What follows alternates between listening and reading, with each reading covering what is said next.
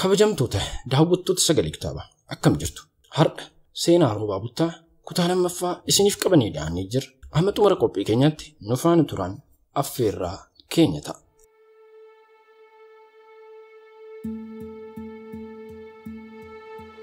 Bara 1870 keessa aangoon ajaja waraana goobanaaf kenname. Kanumaan Tuulamaa cabsee weerara eegale. Shallame maxxansaa saafaffaa irratti cheerulee wabeeffachuun yoo ibsu yaamicha abbaa gadaa Gullallee Tufaa Munaatiin waraanni Minilik saamichaa fi ajjeechaa qaqqabsiisuu danda'u injifannoon yeroodhaaf qolate hambise. Kunis akka lakkoobsa warra Awurooppaatti bara 1874 hanga 1875tti turuu danda'e. Haa ta'uutii akka lakkoobsa warra Awurooppaatti bara 1878 Dajjaazmaach Mashashaa Seefuu dabalatanii gareen Minilik waan deebi'eef Gullallee tochuu danda'an. Goobanaan ammoo gara abbichuu fi galaan akka lakkoobsa warra Awurooppaatti bara 1876 hanga 1877tti duulee lafa weeraree bulchiinsa Minilikitti make. Barootuma kana gidduutti ture Oromoo Salaalee kan to'ate. Bara 1882 akka lakkoobsa Awurooppaatti gara Baachotti weeraruu fi yaallii taasisus iddoo Waraagoo jedhamtutti injifatamus bifa haaraadhaan humna isaa cimsachuun tooricha to'ate. Akkasumas Taaboor yommuu ibsu waliigalteen sun waliigaltee wadaraa jedhamu beekama.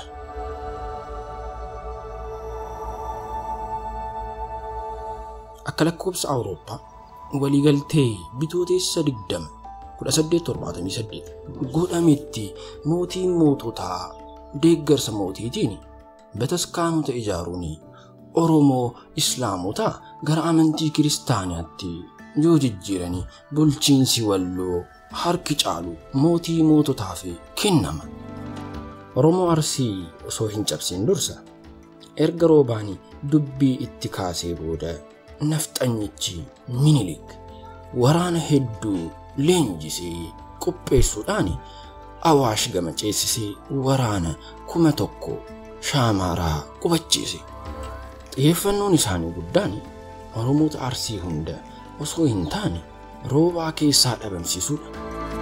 Roobaa yoo dhabamsiisne kaawwan salphaatti cabsina jedhaniitii waan amananiif ture.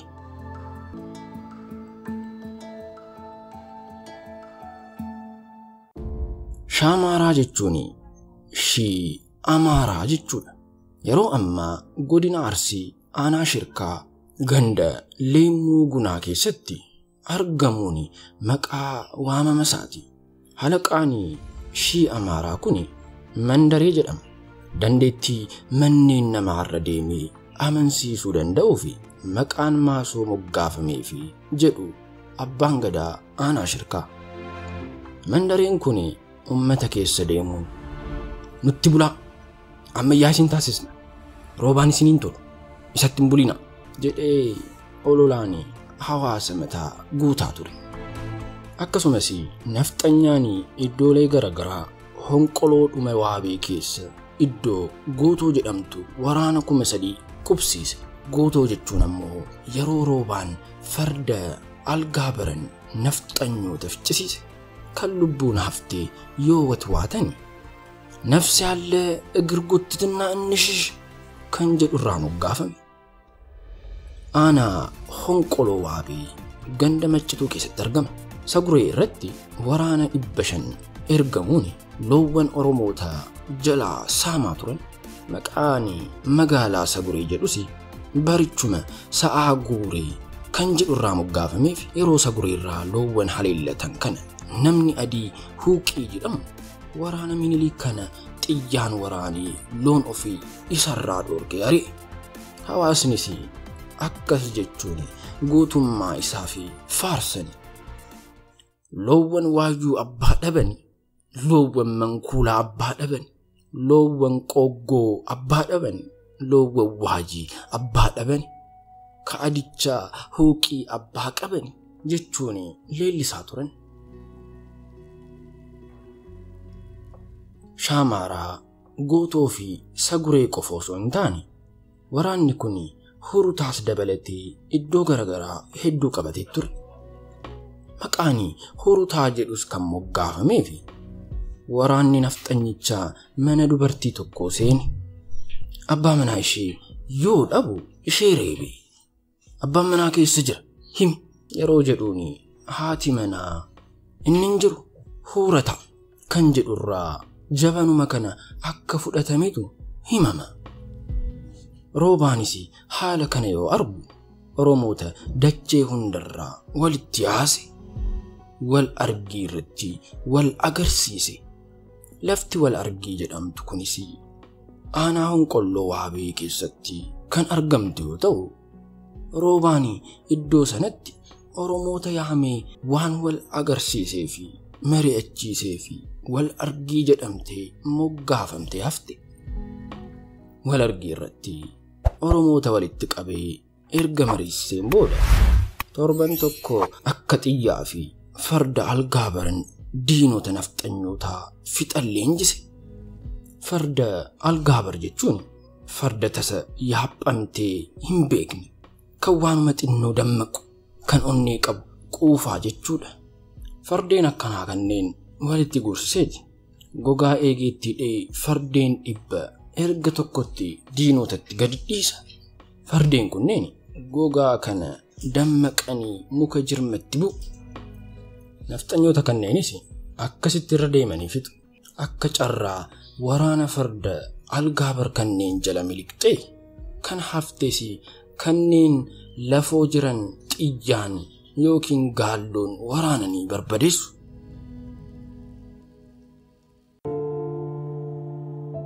Roobaan godinaalee hedduu irra deemee Oromoota kakaasee Minilik olaa ture. Garbummaa Minilik jalatti kufuu diddaa fi Oromoota hedduu dadammaqsee ofiisaaf qabsootti lixee diinota raase.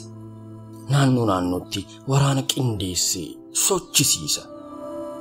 Dooyyoo Tusee Shirkaa irraa, Roobalee Kuullaa Xariitaa irraa, Leenjisoo Diigaa naannawa Itayyaa irraa, Hinseenee Hulluufuu Qarsaa irraa leenjisee waraana 1,000 hoggansiise.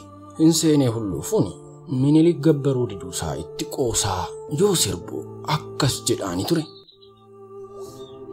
Shaggariin ba'u humnaaf Minilikiif hin sagadu dugdaaf jedhuuni akka sodaa isaa hin qabnetti hima. Minilik Oromoota haala salphaatti mo'uun akka hin danda'amne akkuma bareeni humna waraana ammayyaa qawweewwan biyyoota alaa irraa galfachuun itti fayyadamaa tureera. Biyyoota akka Ingiliis, Faransaayii fi Israa'el fa'aatti sirriitti fayyadame. Isaanis qabeenya Oromoo irraa saameen fayyadee jira. Keessumattuu lafa babal'ifannaa fi amantaa kiristinnaa sababeeffachuun meeshaalee hedduu alarraa argateera. Leellisaanii wanta kana yoo ibsu, gootonni Oromoo akkuma yeroo kaanitti Minilik meeshaa waraanaa warra adii irraa argateen Oromootti duulee qabachuu fi bara 1870 hanga 1904tti waraana warra adii leenjifamee fi meeshaa waraanaa ammayyaa dura dhaabbachuun Oromoon lola itti fufee waraana Minilik ofirraa qolachuu itti fufe. Haa ta'uutii lola cimaa fi wareegama hedduu booda bara 1872 Oromoon Tuulamaa booji'ame.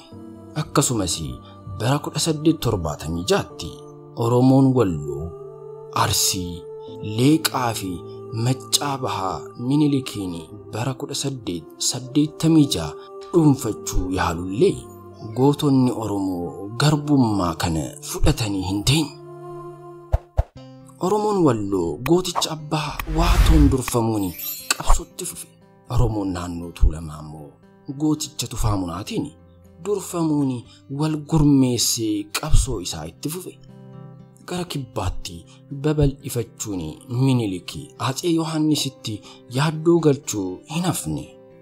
Yohaannis humna waraana cimaa qabachuudhaan Minilik irraa ni caale yoo ta'eyyuu Minilik biyyoota kibbaa hedduu isaanii weeraree qabeenya uumamaa biyyoota sanaa erga kansaa godhateen booda Yohaannisiin kan hin sodaanne akka ta'e amansiisaa ture. Kanaafuu Minilik aangoo irraa buusuuf humna waraanaa utuu hin fayyadamiin tooftaa dhokataadhaan karaa dubartii baafannaa jedhamtu jallina adda addaa irratti hojjechaa ture. Minilik Oromoota Walloo irraa gara Shawaa handhuura Tuulamaatti dhufe. Tufaamunaa waliin wal'aansoo wal qabe. Tufaamunaas diina hin gabbaru. Lafa keenya mureen kennu dhaloota koo dabarsee nafxanyoota hin dhaalchisu jechuudhaan Oromoota fardaan lolchiise. Ofiifis waraanicha irratti biyya abbaasaaf jedhee wareegame. Abeebeen Tufaa yaaphataan fardaammoo haadha manaasaa waliin ibiddaan gubaman. Shabbuu Ejersaa kan jedhamu ammoo miila harka tokko tokkoon hanga du'utti mummuranii ajjeesan. Sooraa Loomee kan jedhamus gibiran kaffalu jedhanii qacceen hanga inni du'utti garafanii ajjeesan. Dabni Minilik Oromoota irratti hojjete himameen dhumu. Kanaaf ummata Oromoo garaan madaa'e gocha isaatu xiqqaa fi kan dagatamu hin turre. Har'as tokko tokko yaa Minilik amlaakin masgan jettee diina akkas faarsiti.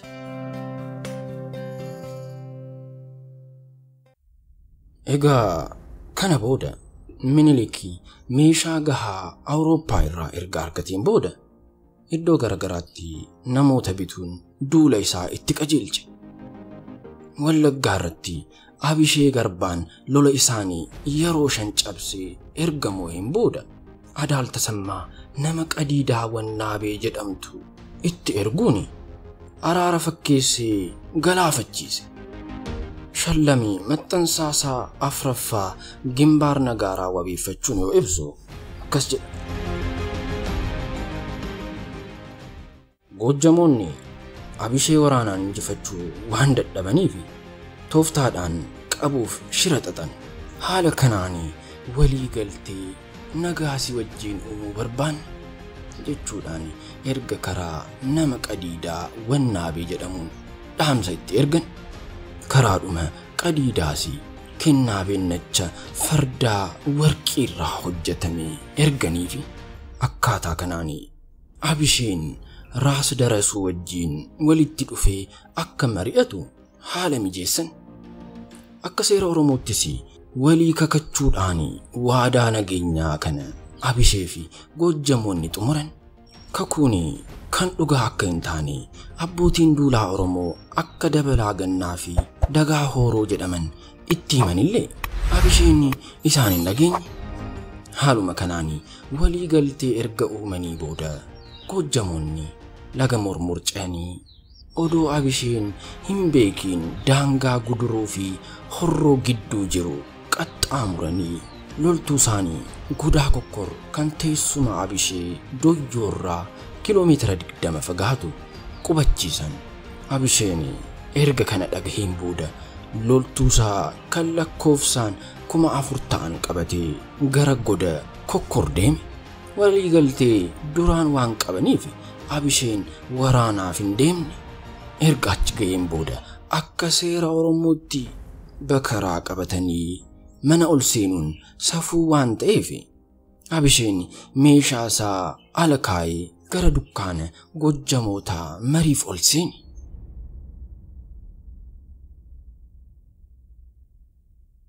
Goojjamoonnis dunkaana keessatti Abishee qabanii gaadi'an. Qabamuusaa ibsuufis dibbee yeroo rukutanii loltoonni Abishee waraana jalqaban. Warra Goojjamootaa rukutuu jalqaban. Garuu jarri duraan qophaa'anii waan turaniif loltoota Abishee injifatanii. Lola kana irrattis abbaa duulaa Dabaloo Gannaa dabalatee loltoonni baay'een du'an. Obboleessa Abishee immoo qaamni isaa irraa murame. Duulli kun duula godaa kokkor jedhamee beekama. Duula godaa kokkor kan gurraandhala 1877 Abishee fi Raas Darasuu abbaa xooboo gidduutti godhamee kanaan loltuun Abishee injifatame. Abisheen erga gaadi'amee booda deemuu waan dideef akka qotiyyootti harqoota itti godhanii harkisanii gara Gojjam geessan. Abisheenis gowwamfamuusaa erga baree booda aariidhaan quba harkasaa tokko alanfatee fixee jedhama. Erga Gojjam geessanii booda niitiin mootichaa goota loltuu isaanii yeroo baay'ee injifate kana arguu fi fidaa jettee fichisiiste. Abisheen beelaa fi dararaa cimaan adabame. Niitiin mootichaas godummaa isaa kanaan arrabsite. Kanaafis dubartoonni horroo yeroo mammaakanii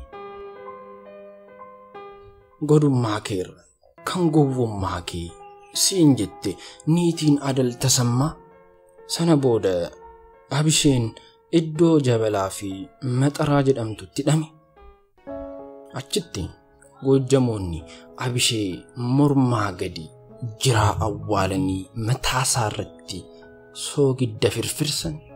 Itti aansanii fardeen erga itti gadi lakkisanii akkaataa sukkanneessaa kanaan Abisheen qorqamee du'e. Reeffi isaas bataskaana Dabra Maarqos keessa jirutti awwaalame jedhama. Gaaffiin Oromootaa har'aa baay'een isaa yeroo adda addaatti reeffi Abishee Garbaa akka nuuf deebi'udha. Kabajamtoota daawwattoota Sagalee Kitaabaa, seenaa roobaa buttaa kutaa lammaffaa irratti xumura. Kutaa sadaffaan hanga walitti deebinutti nagaan nuuf tura. Seenaa kanarraa wanta gaarii barachuu jennee abdanna. Kun Sagalee Kitaabaati. Horaa bulaa.